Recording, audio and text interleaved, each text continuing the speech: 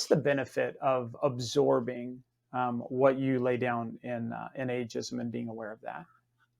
Well, the biggest win individually is that we become less afraid of aging. We question what we hear about it from the media and popular culture, and that interrogation is helpful, right? Because you realize if you spend 10 seconds looking around or read the first, 10 pages of my book, available for free, you realize like, whoa, I've been a little brainwashed by the culture into not that the scary stuff isn't real, but that our fears are so out of proportion to reality. That's always a good thing to learn, right? Yeah. So that when we are step away a bit and realize like, ooh, this dread I've been feeling is not realistic. That is a good thing. It is good for us individually. It's good for our health in 100 different ways.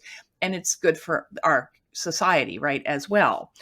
So if you can bring that knowledge to your interactions, I would say, that's a win, because you're not going to because once you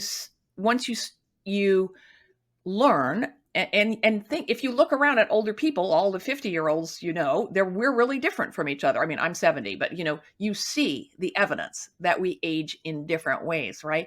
And I think that awareness, if you can bring that to your interactions with your family, and it's super hard to do because they're your family and you have all this history with them, but that they too are doing it their own way, and that if you can appreciate the uniqueness of their circumstances and the fact that you are, let's say it's just two of you, you and your parent are up against shared obstacles, right? The perhaps economic issues, perhaps that there are not adequate caregiving options for, to bring someone else in, perhaps the fact that you live somewhere that requires driving everywhere and driving is not a safe option anymore.